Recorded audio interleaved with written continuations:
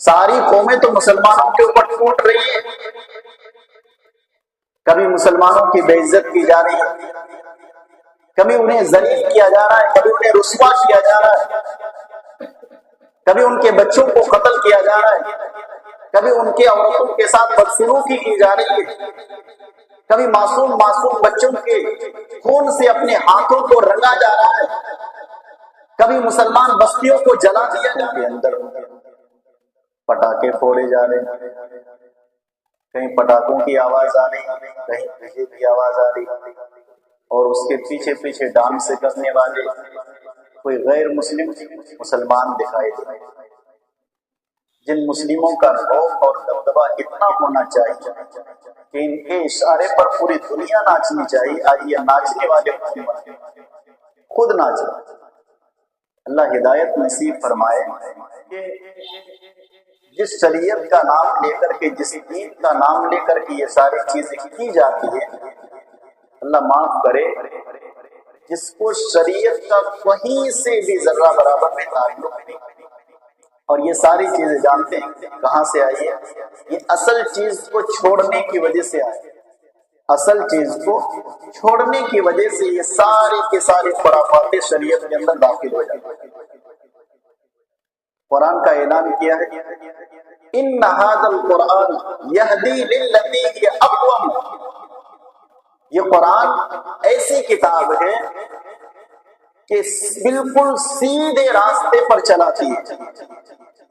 ایک سمپل سی مثال، ایک چھوٹا سا بچہ ہے، باپ اپنے بچے کے کمسن بچے کا ہاتھ پکڑ کر کے چلاتا ہے تاکہ میرا بچہ راستے کی ٹھوکر سے بچ جائے اور منزل تک پہنچ جائے۔ قرآن یہ اپنے ماننے والوں سے اعلان کرتا ہے، ان ھذا القرآن یہدی للتی ہی اقوم، اے میرے ماننے والوں مجھے مضبوطی کے ساتھ تھام لو، پکڑ لو، میں تجھے راستے کے ٹھوکر سے بھی بچاؤں گا اور منزل تک پہنچا دوں گا۔ کیا آج ہم راستے کی ٹھوکر سے بچ رہے ہیں؟ نہیں بچ رہے ہیں۔ ساری قومیں تو مسلمانوں کے اوپر ٹوٹ رہی ہیں،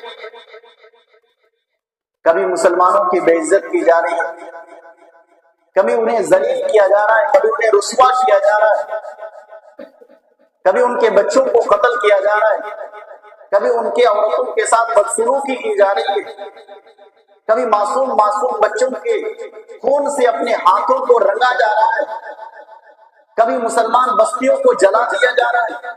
یہ کہاں سے آ رہی ہے؟ یہ ساری چیزیں اسی لیے آ رہی ہے کہ ہم نے اپنے اصل دین کو چھوڑ دیا ہے، اصل تعلیمات کو ہم نے چھوڑ دیا ہے، اور جب بھی کوئی چیز اصل چیز کو چھوڑ دیتی ہے اسے عزت کبھی نہیں ملتی، اسے ذلت ملتی ہے۔ ایک مثال سے آپ سمجھیے، آم کے درخت کے اندر یا کوئی بھی درخت لے لیجیے، آم کے درخت کے اندر ایک آم کا پھل لگا ہوا ہے، اچانک سے وہ پھل ٹوٹتا ہے تو وہ زمین کی طرف گرتا ہے۔ آخر وہ درخت سے ٹوٹے ہوئے آم کو آسمان اپنی طرف کیوں نہیں کھینچتا؟ کبھی جائے گا اوپر؟ کبھی نہیں جائے گا، اس لیے کہ یہ دنیا ہمیں سبق دیتی ہے کہ جو اپنی اصل چیز کو چھوڑ دیتی ہے وہ اوپر نہیں بلکہ نیچے جاتی ہے۔ اس بات کو ذہن میں فٹ کر لیجیے کہ جو بھی چیزیں اپنے اصل سے چھوٹ جاتی ہے اسے عروج حاصل نہیں ہوتا ہے، وہ بلندی کو نہیں جاتی، وہ اوپر کو نہیں جاتی، اسے ذلت اور رسوائی اور پستی کے اندر جانا ہے، اسے ذلیل و خوار ہونا ہے۔ بس یہی ایک مثال ہے مسلمانوں کی کہ ہمارا تعلق جب تک مضبوط تھا، قرآن سے رشتہ ہمارا جڑا ہوا تھا اور ہم قرآن سے جڑے ہوئے تھے، اللہ کی قسم کوئی آنکھ دکھانے کی ضرورت نہیں کر سکتا۔ ہم ہی تھے کلمہ پڑھنے والے اور جناب محمد رسول اللہ صلی اللہ علیہ وسلم کو اپنا آخری رسول ماننے والے، اتنا ایمان مضبوط تھا، اتنا قرآن سے جڑے ہوئے تھے ہم کہ سمندر میں بھی گھوڑے ڈالتے ہوئے ٹکراتے نہیں تھے کہ پانی میں ڈوب جائیں گے۔ وہ واقعہ بھی آپ نے سنا ہوگا کہ صحابہ اکرام جا رہے جنگ کرنے کے لیے، راستے کے اندر سمندر کرے کیا؟ کہا کہ گھوڑے کو سمندر کے اندر ڈال دو، ہمارا تعلق اللہ سے جڑا ہوتا ہے۔ پانی سے مسلمان ڈرتے ہیں۔ کہاں سے یہ نتیجہ ہے کہ ہم نے اصل چیز کو چھوڑ دیا ہے۔ ان کا ایمان، بھروسہ، یقین اتنا مضبوط تھا کہ گھوڑوں کو دریا کے اندر ڈالتے झिझक महसूस नहीं करते थे और दरिया के अंदर घोड़े डाल दिए, बातचीत करते हुए दरिया पार कर दिया।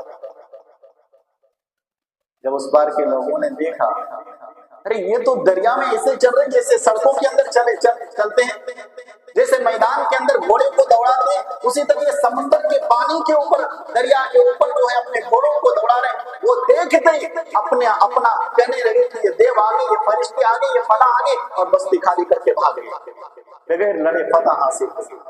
हम तो वो थे जब हमारा रिश्ता कुरान से जुड़ा हुआ था, जब हमारा रिश्ता कुरान से मजबूत था, जब हमारा रिश्ता अल्लाह से मजबूत था, जब हमारा रिश्ता तवक्कुल अल्लाह पर था, उस वक्त थर थर पूरी दुनिया कांपती थी। आज ये वजह है कि हमने अपनी रस्मात के अंदर दाखिल होकर के हमने इसको उसको लिया, तमाम के तमाम चीजों को लेकर के जनाब मोहम्मद रसूलुल्लाह सल्लल्लाहु अलैहि वसल्लम के फरामीन को अपने पैरों पर डोल डाला, जिसकी वजह ये है कि आज मुसलमान डर डर करके जी रहे हैं, खौफ के साथ जी रहे हैं कि कहां से क्या हमला हो जाए, कहां से क्या हो जाए। ये तमाम के तमाम खतरात, ये तमाम के तमाम मुश्किलात, ये तमाम के तमाम तकलीफात इस वजह से है कि हमने कुरान सुन्नत को छोड़ दिया। इसीलिए अल्लाह के प्यारे नबी जनाब मोहम्मद रसूलुल्लाह सल्लल्लाहु अलैहि वसल्लम ने फरमाया था, जब तक तुम्हारा रिश्ता कुरान और हदीस से जुड़ा रहेगा तुम दीन से जुड़े रहोगे, जब तुम्हारा रिश्ता इन दोनों से कट जाएगा तुम दीन से भी कट जाओगे और दुनिया में भी काटेगा। वही है नतीजा। अल्लाह तबारक व तआला से दुआ है इलाही आलमीन तमाम मुसलमानों को सही समझ अता फरमाए, किताब सुन्नत के मुताबिक अपनी जिंदगी को गुजारने की तौफीक अता फरमाए। आमीन।